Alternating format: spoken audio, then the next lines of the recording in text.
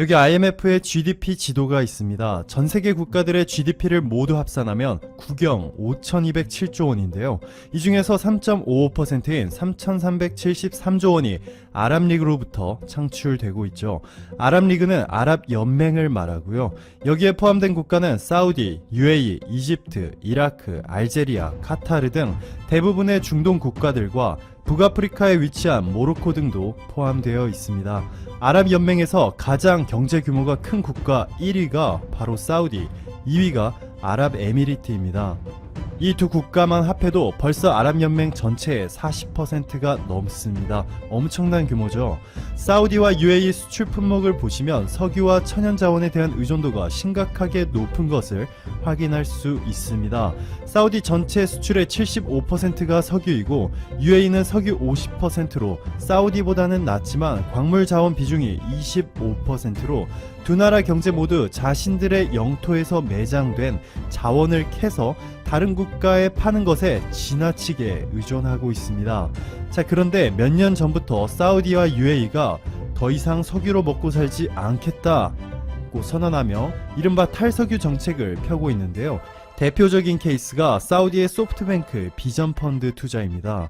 여기 보시면 소프트뱅크 비전펀드는 세계 최대 규모의 차량 공유 플랫폼 우버에 11조 원 이상을 투자해서 최대 주주가 되었을 뿐만 아니라 한국의 쿠팡에 2조 원, 동남아의 우버라 불리는 그랩택시에 3조 원, 전 세계 인스타그램 다운로드 수보다 2억 건 더 많은 앱 틱톡을 개발한 중국의 바이트댄스에도 3조 5천억 원, 미래지향적인 전 세계 수많은 기업들의 막대한 규모를 투자하였습니다. 이 소프트뱅크 비전펀드의 최대 주주가 소프트뱅크가 아니라 바로 사우디 국부펀드입니다. 총 120조 원 중에서 45%인 54조 원을 사우디가 투자하였고 소프트뱅크는 28%로 두 번째로 많이 투자하였습니다. 자, 이처럼 중동 국가 탑2가 석유 대신에 미래 첨단 산업들에 높은 관심을 보이고 있는 가운데 삼성에게 가장 관심이 쏠릴 수밖에 없겠죠.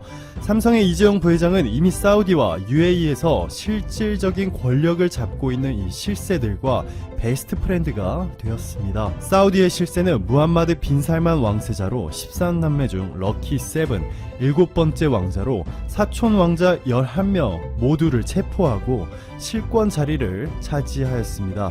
재산은 1200조 원으로 아마존, 마이크로소프트, 벅셔스웨이, 루이비통, 구글, 페이스북, 오라클, 블룸버그 등의 기업을 만든 이 10명의 세계 최고 부자들의 재산을 전부 합쳐야 빈살만 사우디 왕세자의 재산과 비슷해집니다.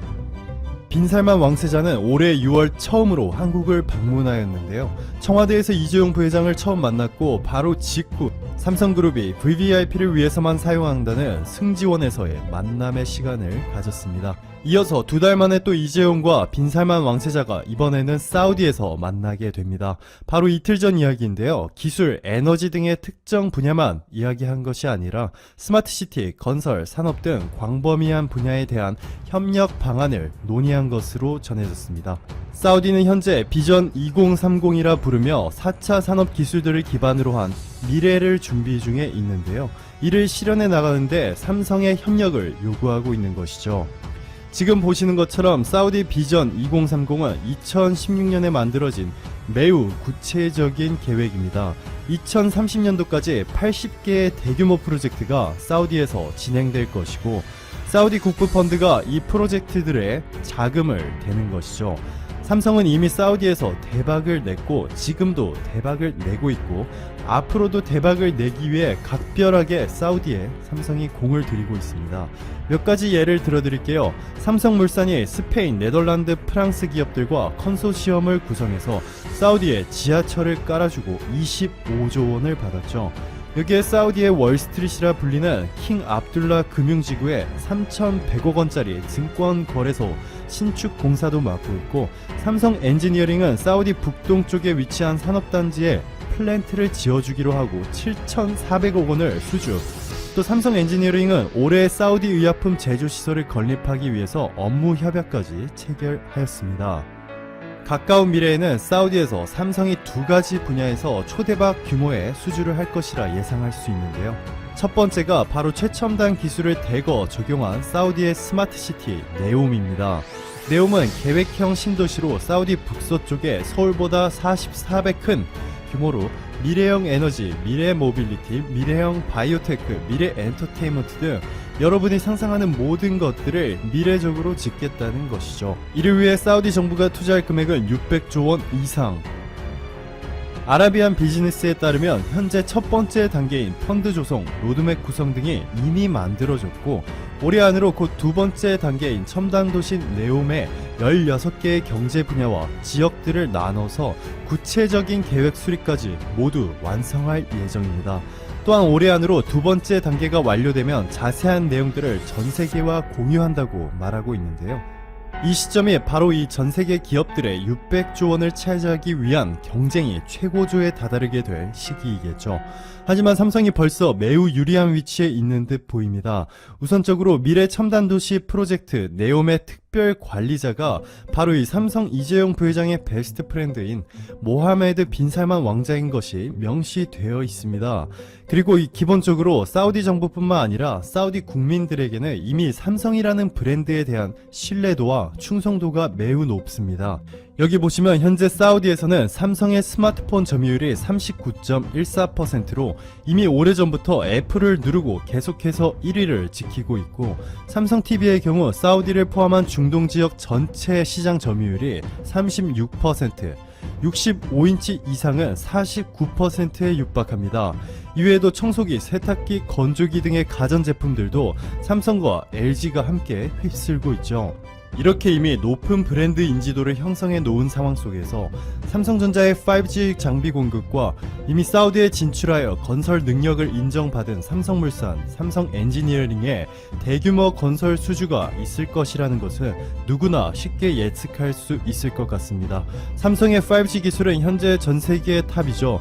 미국의 화웨이 5G 장비 제재가 장기화되면서 삼성의 글로벌 5G 시장 장악이 너무나 수월해진 상황이죠. 실제로 사우디의 일간지 아랍뉴스의 보도를 보시면 특히 삼성물산은 스마트 도시 건설을 위한 사우디의 로드맵에 적합한 스마트 건설 기술에서 경쟁 우위를 점하고 있다며 삼성이 중동 지역 국가들의 5G 기술을 공급하고 있다. 사우디가 비전 2030 계획에 따라서 5G 네트워크를 전역에 설치할 것이다 고 전한 부분을 확인할 수가 있습니다. 또 한 가지 기대가 되고 있는 부분이 바로 에너지 트랜스포메이션 분야입니다. 말 그대로 기존 에너지원을 신재생 에너지로 전환시키는 것인데, 이 분야에서는 삼성뿐만 아니라 세계 태양광 시장 1위를 기록 중인 한국의 하나큐셀의 천문학적인 수주를 예상해 볼 수가 있겠습니다. 하나큐셀은 미국에 이어서 신재생 에너지 강국인 독일에서까지 태양광 모듈 시장 1위로 성장하였죠. 아랍에미리트에서도 삼성의 활약은 놀라운 수준이죠. 앞서 말씀드렸듯이 이미 이재용 부회장은 실세 왕족인 셰이크 모하메드 빈 자이드 알 나흐얀 아부다비 왕세자와 이미 친한 친구 사이가 되었습니다. 이미 한국전력, 현대, 삼성, 두산 등이 컨소시엄을 이뤄서 47조 원짜리 원자력 발전소를 수주한 바 있고요. 지난해부터 만남의 횟수를 급격하게 늘리더니 삼성의 5G 통신 장비를 아랍에미리트에 공급하는 사업에 속도를 가하고 있는 것으로 전해졌습니다. 이재용 삼성 부회장이 최근 사우디를 방문한 후에 사우디의 공식 통신사 SPA는 이재용 삼성 부회장과 사우디 빈 살만 왕세자가 스마트시티, 기술, 산업, 건설, 에너지 분야 등의 투자 기회와 그 밖의 폭넓은 협력 방안에 대해서 논의가 있었다고 전했습니다. 수개월 전부터 반도체 가격이 하락하면서 삼성전자의 실적 성장이 주춤한 상황 속에서 삼성이 강력한 해법을 사우디에서 찾을 수 있을지 전 세계인들의 관심이 집중되고 있습니다. 600조 원이 넘는 자금이 투입되는 최첨단 도시 네옴에서 삼성과 하나큐셀을 포함한 많은 한국 기업들이 비중 있는 파일을 확보하기 위해서는 정부의 적극적인 지원도 당연히 필요하겠죠.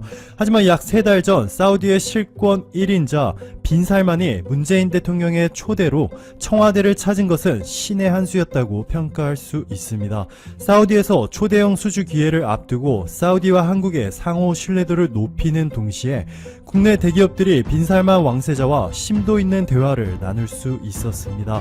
사우디의 비전 2030에서 한국 기업들이 수조 원대의 사업들을 따낼 확률이 높아졌고요. 특히나 삼성이 매우 유리한 고지에 있습니다. 大家好，我是 팅동. 여러분 안녕하십니까? 들어서 중국 속까지 알아보는 팅동입니다. 오늘은 보고도 믿기 어려울 만큼 황당한 중국 U23 올림픽 대표팀 근황을 전해드리려고 합니다.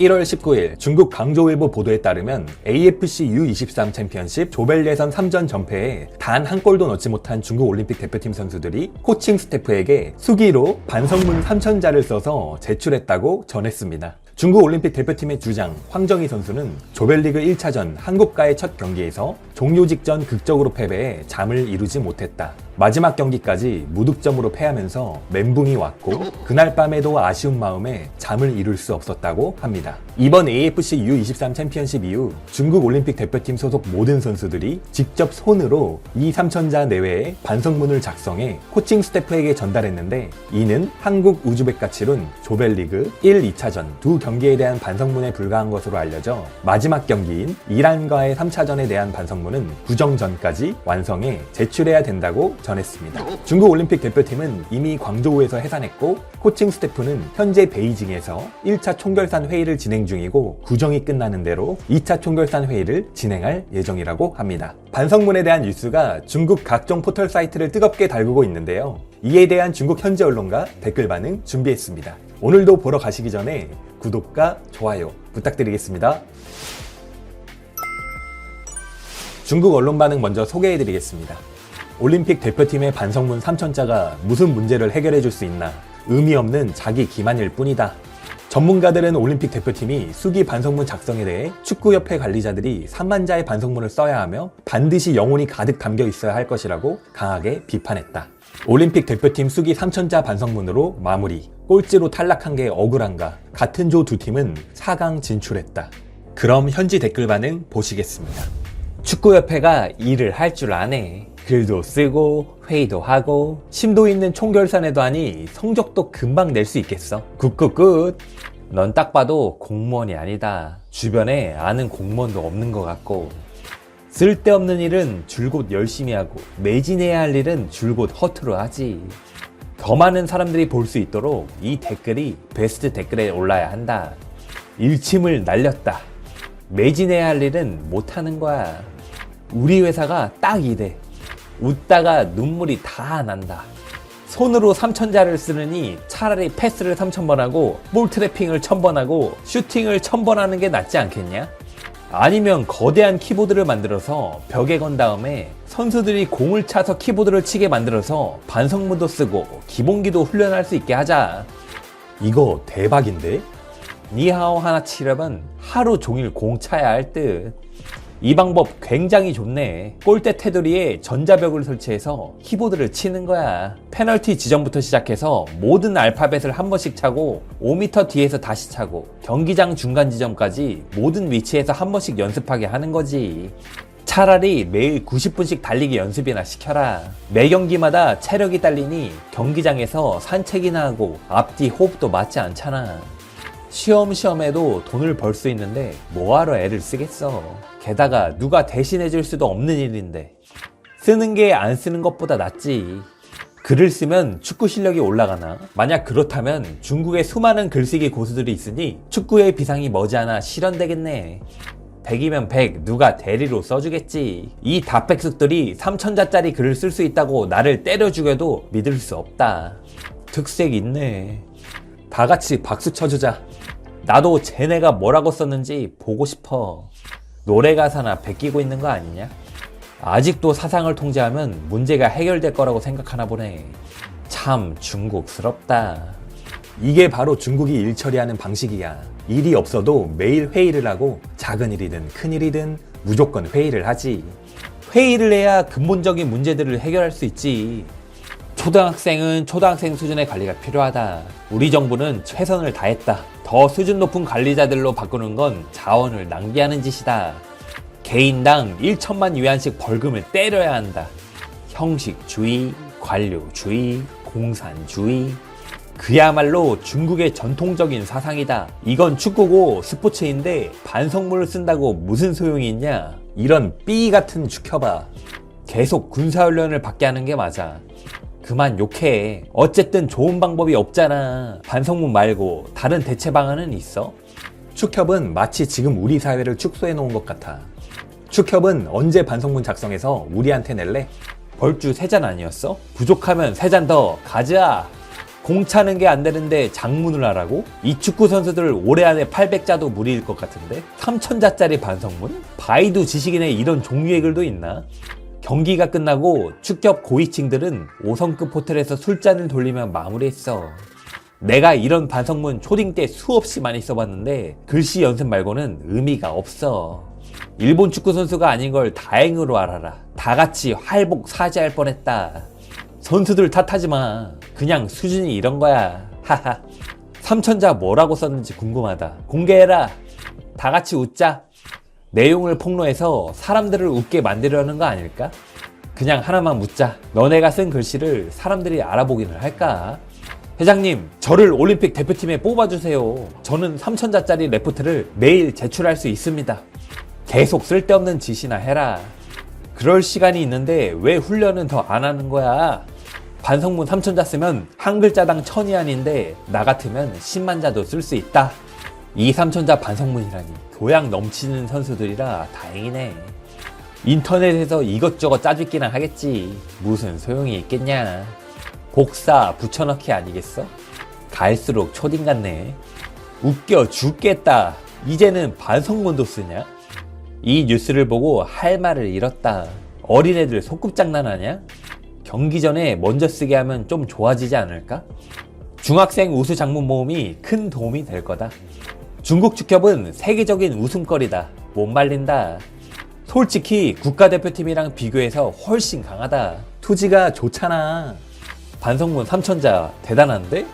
3000자 원고를 쓸 줄 아는 사람이면 다시 축구하러 안 가지. 반성문 3000자를 쓰지 못해서 잠을 이루지 못한 거 아니야? 앞으로 이런 영광스러운 전통을 계속해서 발전시켜 나가겠습니다. 축구협회는 종합해서 3만자짜리 논문을 제출해라. 교수급 필력과 초딩급 축구 솜씨. 매일 한 편씩 써내라. 다음 올림픽과 월드컵에서 반드시 우승한다.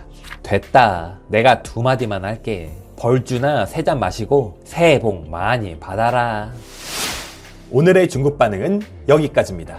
반성문 제출이라는 황당한 조치에 중국인들 대부분이 형식적인 보여주기식 처사라고 강하게 비판하고 있었습니다. 23살이면 성인인데 대회 성적 안 좋았다고 단체로 수기로 반성문을 쓰라고 지시한 건 생전 처음 보는 것 같습니다.